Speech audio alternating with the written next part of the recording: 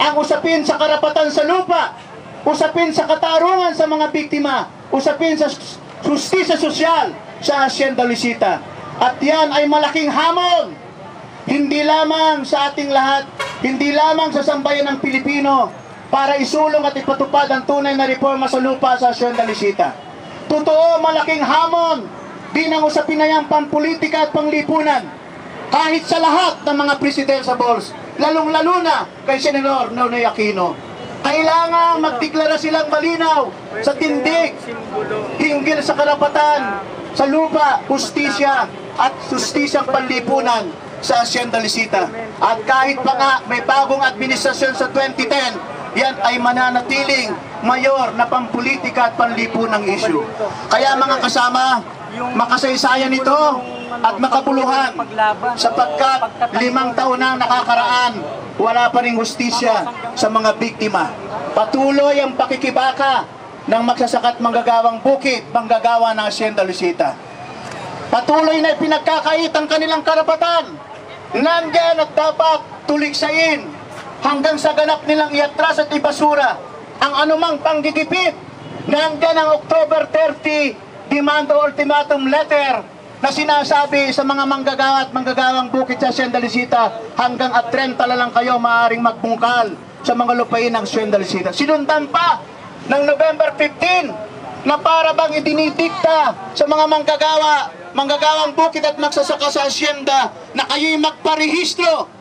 Malinaw mga kasama, ito ay implementasyon na ng probisyon ng huwad na Carper Law, kung saan inaatas na ang lahat umano ng mga benepisyaryo ng huwad na Carper Law ay kailangan magpunta raw sa mga Panginoong may lupa, para ang mga Panginoong may lupa ang siyang magpapatutuo daw at magtatakda kung sino ang benepisyaryo ng huwad na reforma sa lupa ng gobyerno. Kaya patuloy ang pagkakait na ito, at dapat patuloy nating papanagutin ang rehimeng US Macapagal Arroyo. Maparusahan ang lahat ng may sala. Papanagutin ang pamilya ko, Wangko at Aquino, lalong-lalo na dahilan sa pagkakait ng hustisya, lupa at katarungang panlipunan. Kaya mga kasama, muli nais natin sa pagkilos na ito at pakikiisa sa ating mga kapatid, mga kasamang masang anak pawis, maging makabuluhan at tagumpay ang araw na ito, ang ika-5 taon ng paggunita sa Hacienda Luisita Massacre. At hangat natin hanggang sa patuloy na pagsusulong na ito ay maganap at magkaroon ng kaganapan ang pagkakaroon ng tunay na reforma sa lupa sa Hacienda Luisita, ng katarungan at ng hustisyang panlipunan. Maraming salamat mga kasama sa mga susunod pa marahil na mga paggunita.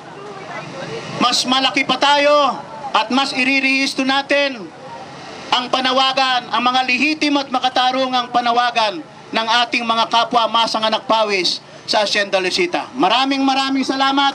Mabuhay ang mga manggagawang bukid at magsasaka sa Hacienda Luisita.